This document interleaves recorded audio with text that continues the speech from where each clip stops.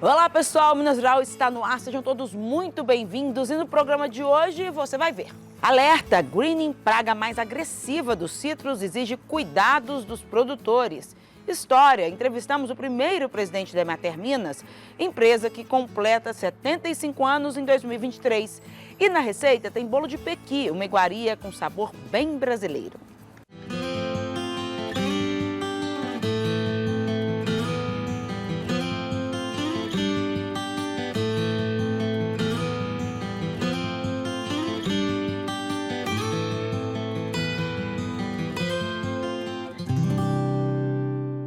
Olha, apesar de todos os esforços do setor citrícola nacional, a incidência do greening tem gerado alertas nas regiões produtoras em todo o país. Segundo dados do Centro de Estudos Avançados em Economia Aplicada, CEPEA, da Exalc-USP, em 2022, a doença atingiu 24,42% dos pomares, uma média recorde.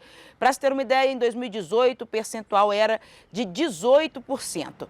A Emater Minas tem atuado junto aos produtores no sentido de orientar e prevenir a contaminação. Quem dá mais detalhes é o coordenador técnico de fruticultura, Denis Sanabio. O greening é a pior doença da citricultura dos últimos anos, né? O mundo inteiro está preocupado com o greening. Onde tem a citricultura, tem pesquisa sendo realizada para poder ver se consegue descobrir formas de controle, né? Então é a pior da doença e a mais destrutiva doença dos últimos anos, né? Dos últimos, pode dizer até do século. É causada por uma bactéria e é transmitida por um psilídeo, um inseto, que ao picar a planta contaminada, se contamina e ao voar para outra planta e picar na outra planta para sugar a seiva, contamina a outra planta. Então o reflexo é direto na produção. As árvores elas começam a definhar e a não produzir mais normalmente. Então aí que está o grande problema, né? A produção ela vai decaindo. No caso da tangerina, de um ano para o outro ela já não produz. O efeito, né, causado pela bactéria é mais drástico na tangerina, né? Também acontece nos limões e também nas laranjas, né? Mas na tangerina é o mais drástico. O reflexo vem na produção, vem na qualidade. O fruto fica deformado, fica sem semente, menor teor de suco. Então quem quer comprar não quer esse tipo de fruto. Então esse fruto vai para descarte. A planta não produz, a produção cai linearmente à medida que o tempo passa. E a bactéria vai contaminando a planta toda. Com o greening, hoje a citricultura está tendo que fazer mais pulverizações. E as mais pulverizações requer recurso. A planta contaminada, a sugestão, né, a recomendação é eliminá-la assim que detectar que ela está com sintomas. Eliminar para que ela não sirva de hospedeiro para outros insetos, para o psilídeo, para que ele possa pousar ali, se contaminar e sair distribuindo então a bactéria para as outras plantas sadias. Agora mesmo, nesse mês de julho, nós vamos dar uma capacitação para os técnicos da região sul, Campo das Vertentes e Triângulo Mineiro. E em agosto pretendemos dar para a Zona da Mata o treinamento sobre o greening, atualizá-los da importância da doença para o citricultor. A importância da doença para o estado de Minas Gerais. O estado de Minas Gerais é um grande produtor de citros, né? E não pode deixar a doença tomar conta. Então é isso que nós temos que fazer, evitar que a doença avance, porque hoje ela não tem um controle, não tem nada efetivo. Aplicou ou fez alguma ação e curou a planta. Então hoje o mundo inteiro está procurando essa saída, né? E essas pesquisas, né, nenhuma é a curto prazo, a maioria delas é a longo prazo. Contribuir para o desenvolvimento da pecuária aqui em Minas Gerais. Esse é o objetivo do Vale do Piranga Leite. O evento foi realizado pela EPAMIG na última quarta-feira, dia 28 de junho, e está em sua 8ª edição. Ele reuniu de forma gratuita e presencial produtores de leite, extensionistas, pesquisadores e estudantes para palestras, orientações técnicas e trocas de experiências sobre o setor. O encontro técnico ocorreu no campo experimental da EPAMIG em Oratórios e também contou com a realização e organização da Emater, do IMA, da Embrapa Gado de Leite e as prefeituras municipais de Ponte Nova e Oratórios. Nosso evento ele é construído baseado no relato dos nossos colegas aí no decorrer do ano, mas também na edição anterior, a edição que sempre a gente faz uma avaliação ao final de cada evento e o agricultor tem ali a oportunidade de pontuar o que nós precisamos de melhorar para o próximo ano, mas também qual o assunto que é a necessidade dele lá dentro de sua propriedade. A gente faz um intervalo rapidíssimo agora, mas no próximo bloco tem uma entrevista muito gostosa de assistir com José Castro Alves, que foi o primeiro presidente da Emater Minas, quando ela se transformou em Emater, já sendo assumida pelo poder público. Ele já está com quase 90 anos e conta um pouco da sua trajetória e da evolução do setor agropecuário e da assistência técnica e extensão rural, a partir do seu ponto de vista. É no Minutinho.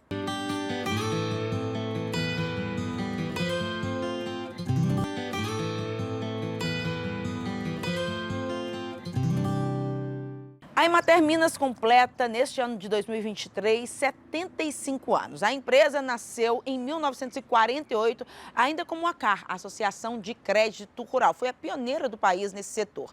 Em 1976, ela foi assumida pelo poder público, se transformou em Emater.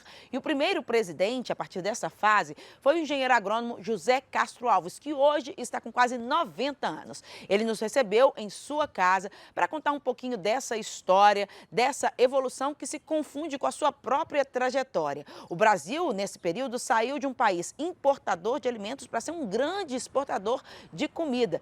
A gente vai agora assistir essa entrevista que foi super gostosa de fazer.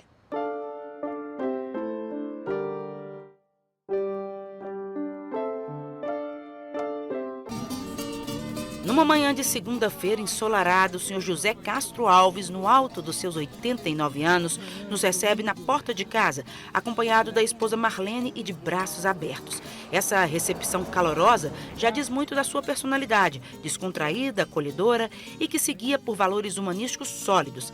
Os 5 mais ricos detêm 95% da renda nacional. Negros e mulheres são as principais vítimas da desigualdade. Antes de qualquer coisa, eu quis saber um pouco mais como é a sua rotina e quais os segredos para chegar aos quase 90 anos com tanto vigor e lucidez. E como um bom mineiro, ele começa o dia preparando um cafezinho. Moro onde não mora ninguém, e onde eu moro é que eu vivo bem. Os cuidados com a saúde estão sempre em dia, corpo e mente em atividade. Aliás, escreveu um livro sobre a sua própria história, também como um processo terapêutico.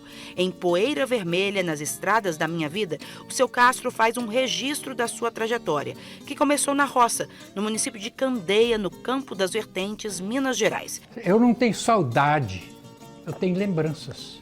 Segundo filho de uma família numerosa, 3 irmãos, o senhor José Castro nasceu em 1934. Quando eu tinha 4 anos, eu ganhei esse cavalinho. Sempre apaixonado pela terra, os animais, nos mostra orgulhoso o primeiro brinquedo que ele próprio construiu. Acreditava piamente que o carro de boi seria um dos seus instrumentos de trabalho. Meu sonho era ser carreiro de carro de boi. Eu era candeeiro.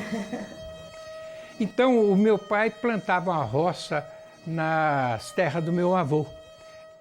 E lá na fazenda do meu avô, para jogar esse milho no paiol, o paiol dele era alto, porque embaixo era dormitório dos porcos. Então, tinha uma rampa, e o papai escolhia os melhores bois de cabeçalho para poder afastar o carro dentro do paiol. Então, nós fomos levar, eu de candeeiro, o papai de carreiro, e o papai levou um outro sujeito, um ajudante, para poder carregar os balaios de milho e jogar dentro do carro. Quando fomos chegando na casa do meu avô, do pai do meu pai, eu estava nessa época com 10 anos. Eu, então, mais que depressa, fui lá, peguei a vara de ferrão do meu pai e entramos no curral do meu avô. Meu avô estava na janela, ele era meu padrinho de batismo, né? E eu tinha um respeito medroso dele tremendo.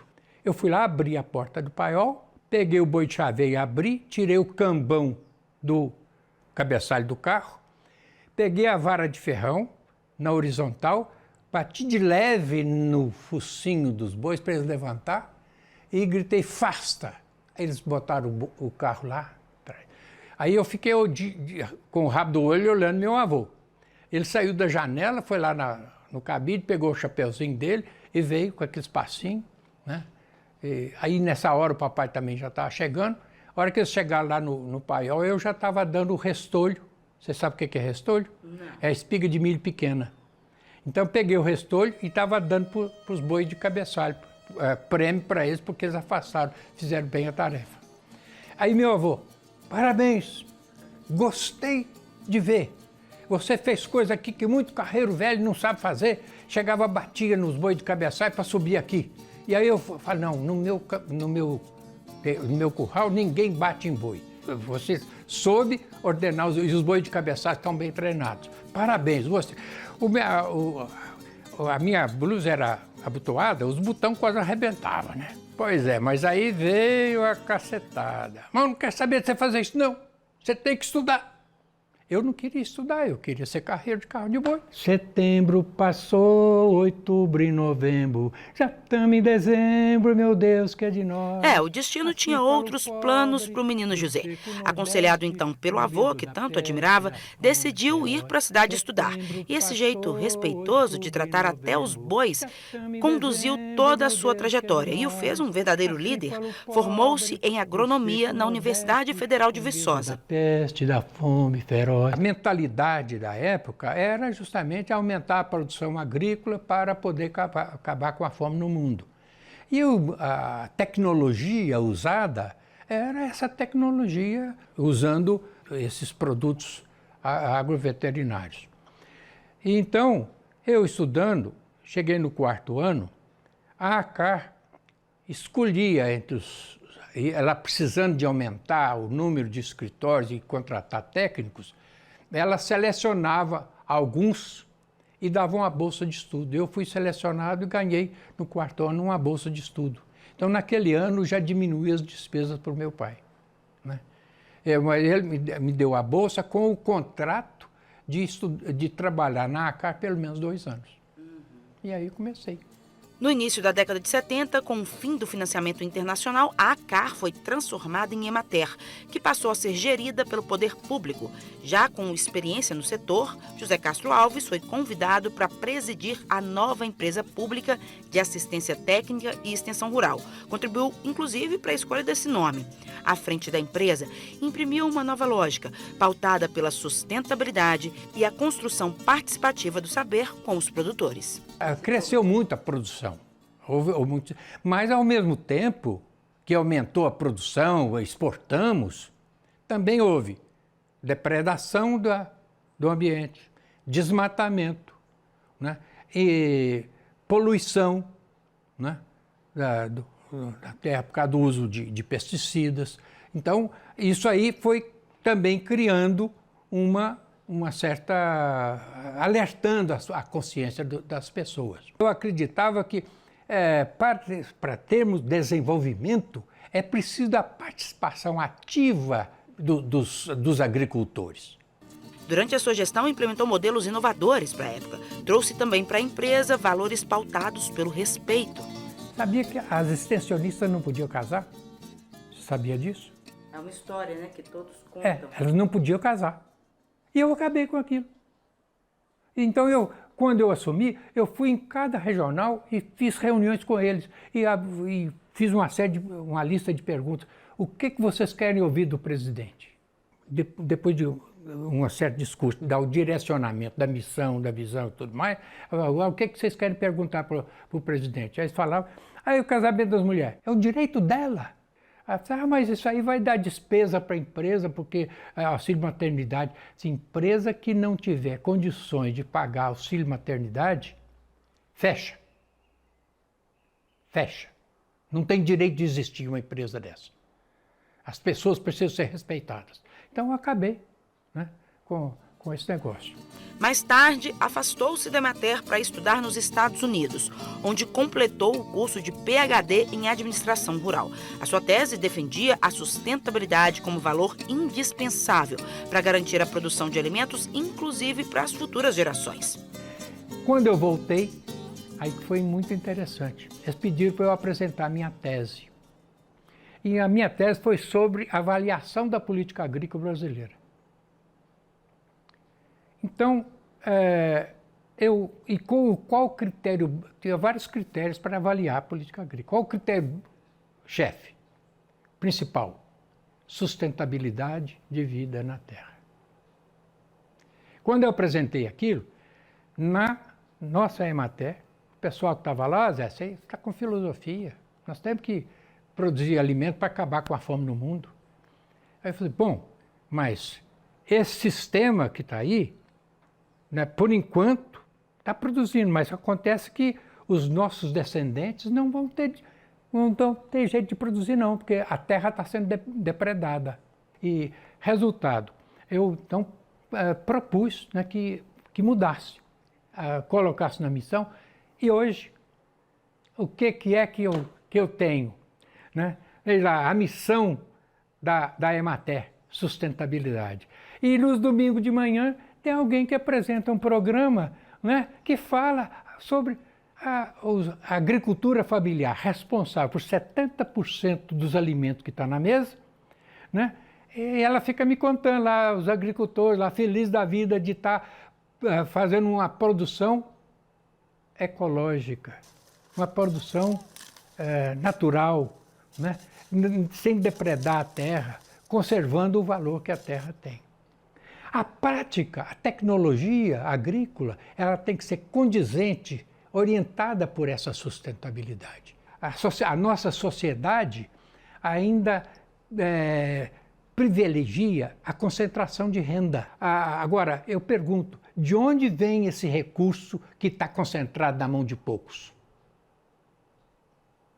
De onde vem esse recurso? Depredação da natureza, exploração da mão de obra, manipulação da sociedade, né? E a ganância, atendendo à ganância. Esse é o pé de limão siciliano, ali é o pé de limão galego. Então, as coisas vão acontecendo. A gente, né, tem que ter esperança de que os meus netos, os meus 8 bisnetos, né, vão viver uma vida melhor, porque senão não vai ter vida na Terra. Ou a gente pega a sustentabilidade e conserva a natureza, que é nossa mãe, né? Oxóssi está lá, no meio da mata, né? E assim os deuses. E depois de tanto aprendizado, encerramos a conversa com música, porque do Sr. Castro eu virei fã. Tem uma música que eu gosto muito, Naquela Mesa. Conhece? Naquela mesa ele sentava sempre e me dizia sempre, eu quero viver melhor. Naquela mesa ele contava a história e hoje na memória eu trago e sei de cor. Naquela mesa ele juntava gente e contava contente o que fez de manhã. E nos seus olhos era tanto brilho que mais que seu filho fiquei seu fã. Pois é. Maravilha, muito obrigada, viu? Oh, querido. Maravilha, gostei muito. A gente faz um intervalo rapidíssimo agora, mas fica comigo porque no próximo bloco tem receita de bolo de Pequim, não vai perder, hein?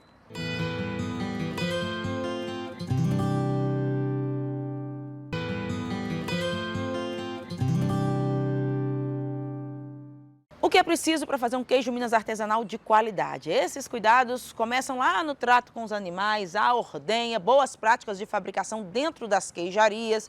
Tem também a presença de fungos que podem ser inclusive benéficos, a maturação e uma série de tecnologias envolvidas nisso. Tudo isso foi debatido num circuito que aconteceu lá na região da Canastra, em São João Batista do Glória, e a nossa equipe acompanhou.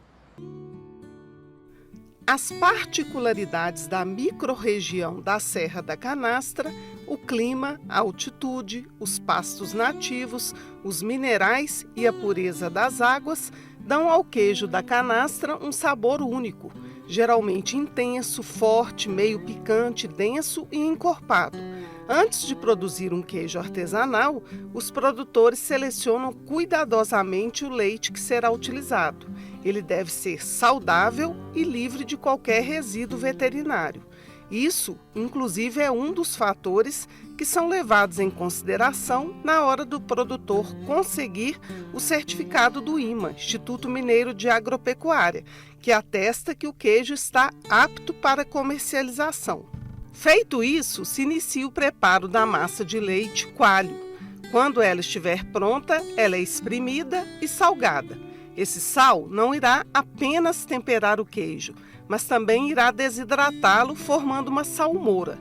Assim que esse soro se desprende do queijo, ele fica mais concentrado e ganha o nome de pingo. O pingo ele vai inocular bactérias e leveduras, micro-organismos que são importantes no processo de maturação, de elaboração desse queijo. E esses micro-organismos, eles interagem, né, com os nutrientes disponíveis no queijo e vão produzir compostos aromáticos que vão dar características de sabor mesmo, né, sensoriais para esse queijo, como também características físico-químicas. Por exemplo, reduzir a acidez do alimento é um papel do pingo. À medida que ele inocula micro-organismos, esses micro-organismos consomem a lactose, que é um açúcar, né, presente no leite e no queijo, e o consumo dessa lactose produz o ácido lático, que vai reduzir então o pH, vai aumentar a acidez desse produto. Isso é importante, por exemplo, na inibição de alguns possíveis micro-organismos indesejáveis que às vezes podem ter ali contaminado o produto. Uma parceria entre a Universidade Federal de Lavras e os produtores do queijo Minas artesanal concluiu que o fungo encontrado, o Geotrichum cândidum, não apresenta risco ao consumidor. Após essa primeira análise, os produtores de queijo Minas artesanal se envolveram no projeto para a produção do queijo Minas artesanal de casca florida. Desde então, são realizadas visitas técnicas da equipe de pesquisa da UFLA às queijarias para observar a higienização de toda a cadeia produtiva do queijo artesanal, da ordenha até a maturação. A base dessa pesquisa está nas boas práticas. Então, para evitar qualquer tipo de doença, os micro-organismos que são indesejáveis, atualmente as boas práticas já permitem. Então, começa desde a saúde do animal, tendo maior cuidado com a saúde do animal, passando também para as etapas de higienização. Durante toda a cadeia produtiva, a higienização acaba sendo essencial para que tenha um produto final de qualidade e que apresenta baixo risco para o consumidor com relação a essas bactérias patogênicas ou fungos produtores de toxina. Todos esses assuntos foram tratados durante o primeiro circuito de tecnologia do queijo Minas artesanal e feira de queijos artesanais da Canastra, no município de São João Batista do Glória. Primeiro evento do encontro técnico que nós estamos promovendo aqui na região da Canastra, para que a gente faça também esse rodízio para atender todos os municípios, para valorizar a implementação de inovações, de melhoria de boas práticas, a gente buscar a regularização crescente das propriedades produtoras de queijo na região, para que a gente possa cada vez alcançar mais mercados e valorizar ainda mais o nosso queijo, que já está sendo, né, de excelência no mundo inteiro. Para as pessoas o quão gostoso é o queijo canastra e que a gente pode associar ele a qualquer tipo de turismo, de experiência, de aventura, de degustação, de um piquenique e, mais importante, que a gente mostrar para as pessoas que vêm que a gente pode fazer cada dia um queijo melhor, mas mantendo a tradição.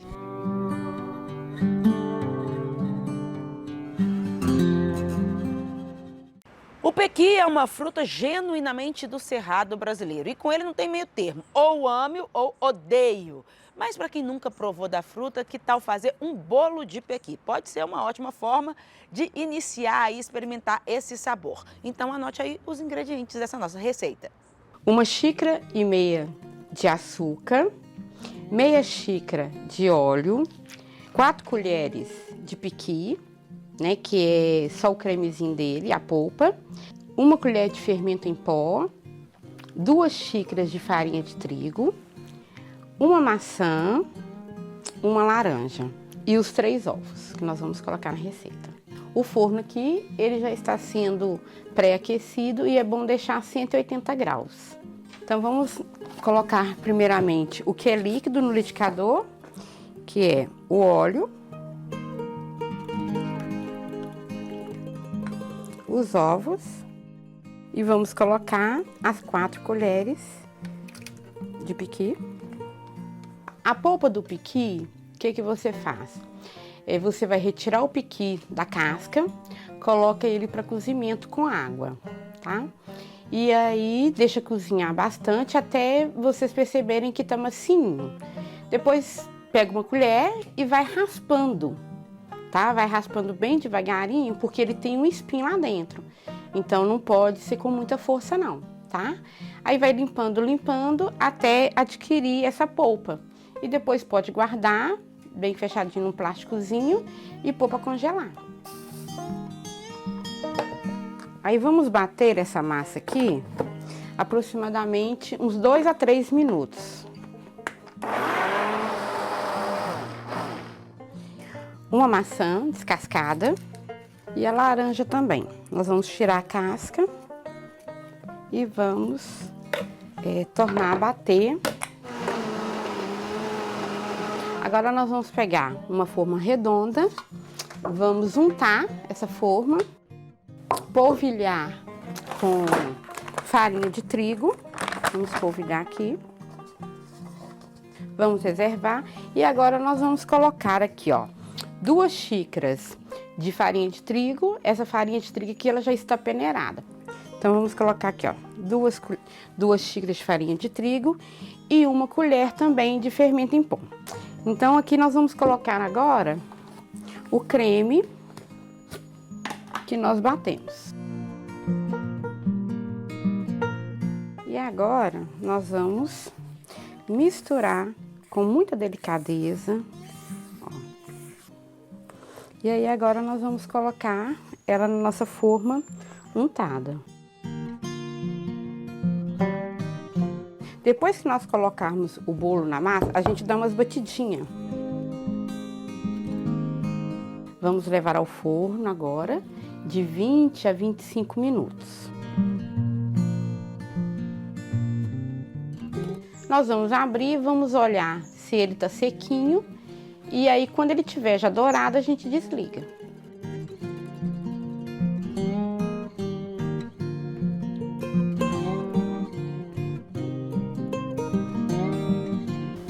Gente, a equipe do Minas Rural foi recebida aqui com muita gentileza pela Alcione em Jequitibá, né, Alcione? Sim. Eu vou provar aqui o bolo de pequi. Prova sim.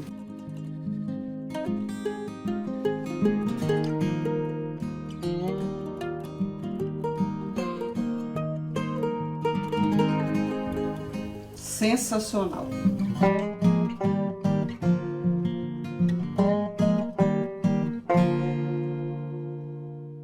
O Minas Rural está acabando, mas a gente se encontra a semana inteirinha lá no www.emater.mg.gov.br ou no nosso canal do YouTube. É só procurar por Minas Rural lá na plataforma. Se gostar do conteúdo, aproveita, se inscreve no canal, curte, compartilha e deixa um comentário que a gente quer saber a opinião de vocês. Tchau!